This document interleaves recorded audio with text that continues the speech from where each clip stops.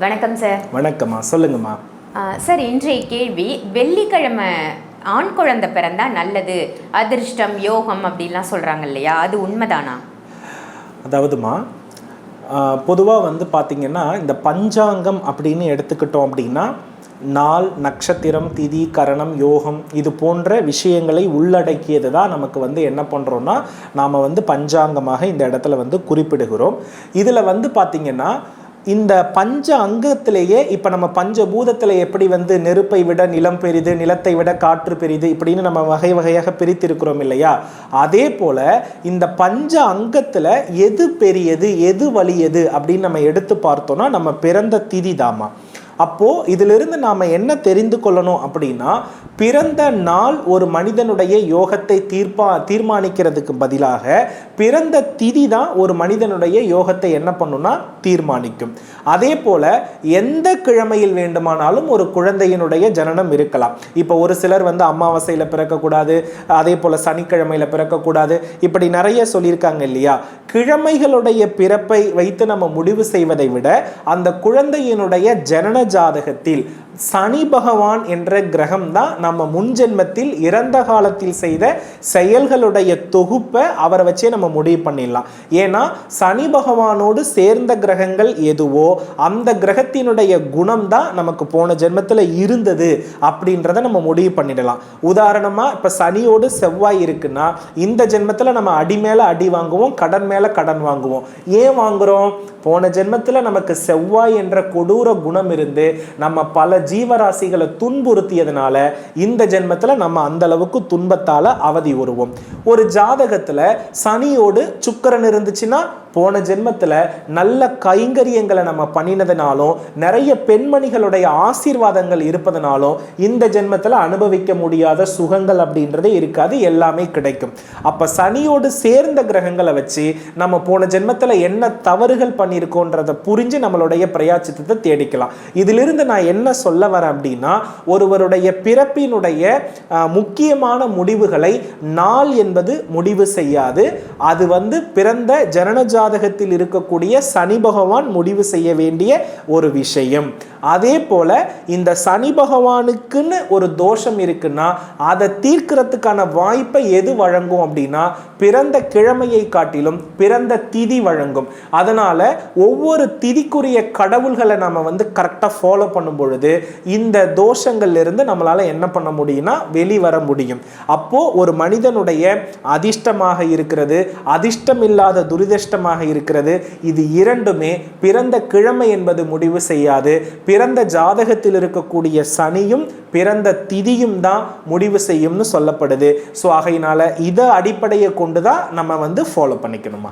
இப்போ நீங்கள் சொல்லும் பொழுது பிறந்த திதியை தான் பார்க்கணும் அப்படின்னு சொல்றீங்க இல்லையா ஒவ்வொருவருக்கும். இப்போ நீங்கள் சொல்ற மாதிரியே ஒரு சில பேர் நல்ல அதிர்ஷ்டமா யோகமா செல்வ செழிப்போட வாழ்வாங்க, ஒரு சில பேர் ரொம்ப ஏழ்மையான நிலையில இருப்பாங்க. இது அவங்களுடைய திதிகளை பொறுத்து தான் அமையுதா? இது எப்படி அவங்க மாற்றி அமைச்சுக்கிறது? பொதுவாமா இப்போ நான் இதில் என்ன தெளிவாக சொல்லியிருக்கிறேன் அப்படின்னா, விதியை பொறுத்து தான் வாழ்க்கை இங்கு அமைகிறது. இறந்த காலத்தில் செய்த செயல்களை தான் நம்ம கர்மான்னு சொல்கிறோம். அந்த கர்மாவின் தலைவனை யாருன்னு சொல்கிறோம்னா சனி பகவான்னு சொல்கிறோம். ஸோ இந்த இறந்த காலத்தினுடைய அடிப்படையை பொறுத்தே நம்ம அனுபவிக்கக்கூடிய பலன்கள் இருக்கிறது.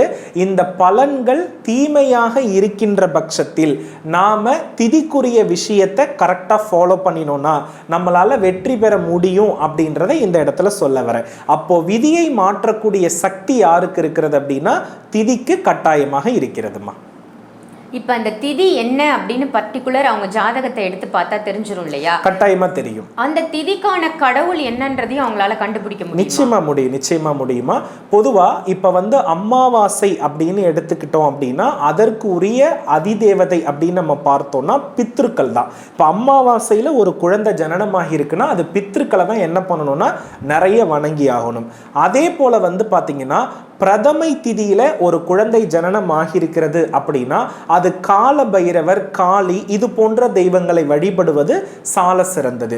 அதே போல த்விதியை திதியில ஒரு குழந்தை ஜனனம் ஆகியிருக்கிறது அப்படின்னா அது சிவபெருமானுடைய வழிபாடை எடுத்துக்கிறது ரொம்ப ரொம்ப நல்லது. திருதியை திதியில ஒரு குழந்தை ஜனனமாகி இருக்கிறது அப்படின்னா அது மகாலட்சுமியினுடைய வழிபாட்டை நிறைய எடுத்துக்கிட்டா சுபிக்ஷம். சதுர்த்தி திதியில ஒரு குழந்தை ஜனனமாகி இருக்கிறது அப்படின்னா அது வந்து விநாயக பெருமானுடைய வழிபாட்டை எடுத்துக்கிறது ரொம்ப ரொம்ப நல்லது. பஞ்சமி திதியில ஒரு குழந்தை ஜனனமாகி இருக்கிறது அப்படின்னா லலிதா பரமேஸ்வரியினுடைய வழிபாடை எடுத்துக்கிறது ரொம்ப ரொம்ப நல்லது.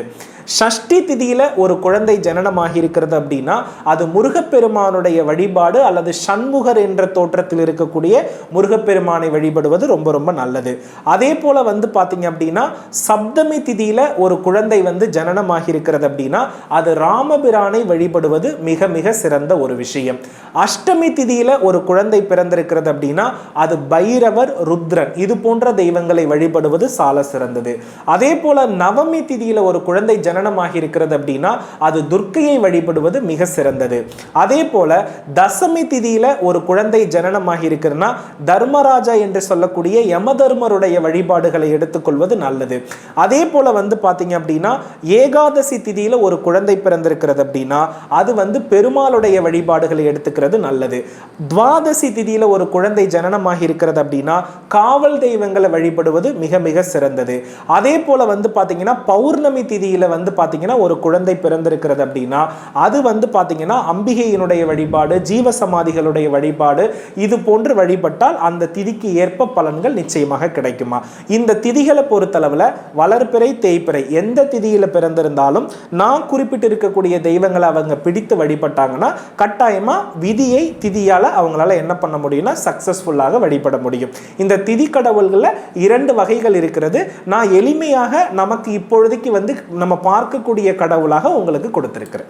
ரொம்ப அருமையாக 15 திதியும் சொல்லி அதற்கான தெய்வங்களும் சொன்னீங்க இல்லையா. இப்போ இந்த திதியில் நம்ம பிறந்துட்டோன்னு ஒருத்தர் கண்டுபிடிச்சிடுறாங்க, அந்த தெய்வத்தை வழிபட ஆரம்பிக்கிறாங்க அப்படின்னா குருமார்களுடைய துணை கொண்டு தான் அவங்க அந்த வழிமுறைகளை பின்பற்றணுமா? அதாவதுமா பொதுவாக வந்து இப்போ ஒரு தெய்வத்தை பற்றி இப்போ நம்ம ஏபிசிடி அப்படின்னு கற்றுக்குறோன்னா அந்த ஏபிசிடி வந்து கண்டிப்பாக வந்து அடுத்த அடிப்படை உயர்வு கல்விக்கு வழிவகை செய்கிறதுனால தான் நம்ம ஏபிசிடி கற்றுக்குறோம். அதை நமக்கு உபதேசம் செய்கிறது யாரு? ஒரு குரு. அப்போது இந்த குருவிடம் இருந்து ஏன் நம்ம உபதேசத்தை பெறணும் அப்படின்னா ஒரு தெய்வத்தினுடைய தன்மையும் மந்திரத்தினுடைய அருமையும் முழுமையாக தெரியணும். அதற்கு கண்டிப்பாக ஒரு தெய்வத்தினுடைய உதவி தேவை. இந்த குருமார்கள் அப்படின்னு எடுத்துக்கிட்டோம் ஏகப்பட்ட நபர்கள் இருக்கிறாங்க. ஒரு தெய்வத்தை பற்றி, ஒரு தெய்வத்தினுடைய மந்திரத்தை பற்றி, தெய்வத்தை உயர்த்தி பேசக்கூடிய அத்தனை நபர்களுமே குருமார்கள் தான். ஸோ உங்க ஊர்ல இது போன்ற தன்மையில இறைவனுக்காக தன்னை அர்ப்பணம் செய்து கொண்ட யாராக இருந்தாலும் அவரை நீங்க வணங்கி அவரிடமிருந்து அந்த மந்திரத்தை நீங்கள் கேட்டு அதற்குரிய விளக்கத்தை பெற்று நீங்கள் வழிபட்டு அந்த மந்திரத்தை சொன்னா மிக மிக மிக சிறப்பா இருக்குமா.